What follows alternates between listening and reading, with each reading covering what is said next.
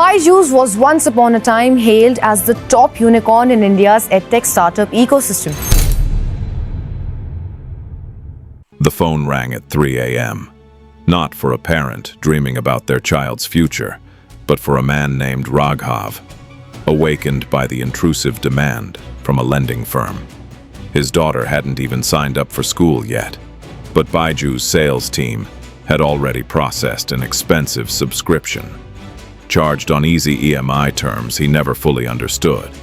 The debt collectors were calling him. They threatened to report him to the credit bureau. His wife wept in the corner.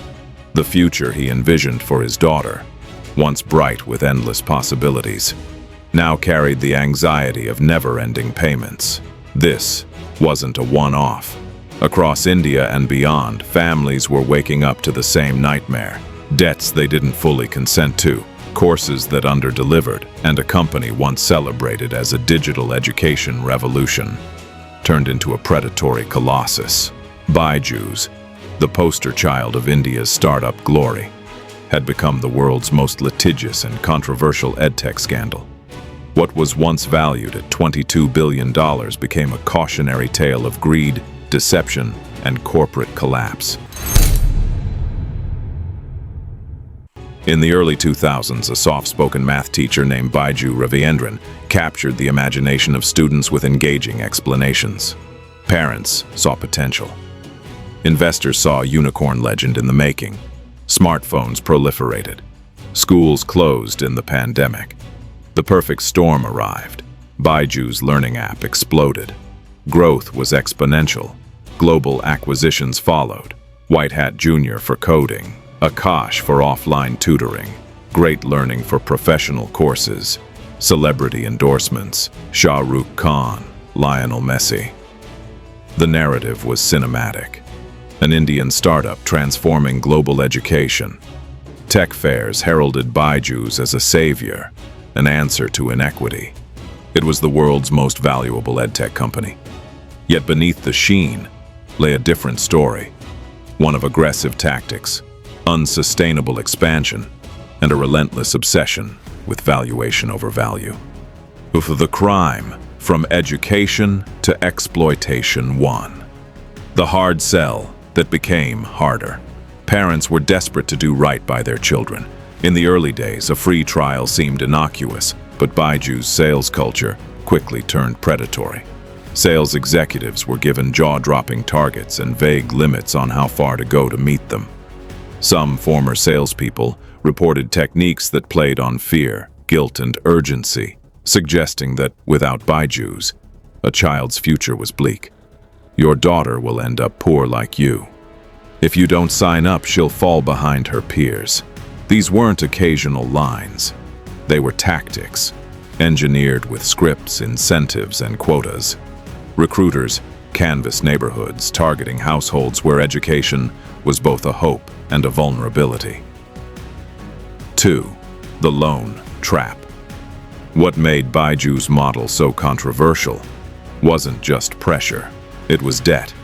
Instead of selling courses at fixed prices, Byju's partnered with lenders to offer easy EMIs, installments that masked the true cost. Many parents believed they were simply paying for a subscription. What they unknowingly signed up for was a loan they couldn't easily cancel. In some cases, loans were arranged without fully explaining the financial commitment. If a parent defaulted, the financial company came after the parent, not the app. Their credit scores sank. Their documents were flagged. Repossession threats followed. Raghav's story, this was his life, and his wasn't unique. 3. Fake metrics and inflated numbers. While families struggled with debt, investors were dazzled by growth metrics, but the numbers were at best smoke and mirrors. Byju's recognized revenue aggressively, counting future payments from long-term plans as immediate income. It sold receivables to third parties and booked them as sales. It delayed auditing and financial filings. Auditors quit when they couldn't get timely, transparent accounts. Suddenly, the valuation that once crowned Byju's at $22 billion appeared built on fabricated promise, not financial reality. 4. Culture of pressure and toxicity. Inside the company was a mirror of its external pressure. Employees working grueling hours, unrealistic KPIs, a culture that demanded results at any cost. Former associates described sales targets so high they bordered on madness, and managers who berated staff when targets weren't met. Behind closed doors, this was far from the mission of making learning enjoyable. The fall, a tumultuous descent won. Valuation implodes. Once a $22 billion unicorn, Byju's valuation plunged sharply as financial reality caught up with legend. Investors slashed estimates, exiting boards and distancing themselves from the nightmare. What happened? Growth tied to pandemic lockdowns couldn't sustain itself once schools reopened. Parents became more discerning. Complaints rose. Cash invented through aggressive accounting evaporated under scrutiny. Suddenly, Byju's wasn't just a growth story. It was a liquidity crisis waiting to explode.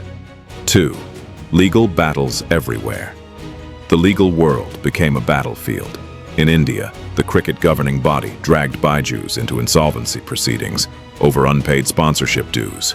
A relatively small bill, but symbolically huge, signaling extreme cash flow distress. Internationally, Byju's faced a massive default judgment, over $1 billion, after failing to comply with court orders in the U.S. related to fund transfers from its American subsidiary and offshore entities. The founder, once hailed as education's messiah, found himself personally mired in litigation that threatened his life's work.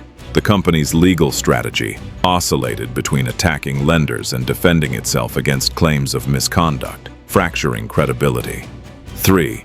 Layoffs and salaries delayed. Inside the hushed offices, the human toll unfolded quietly.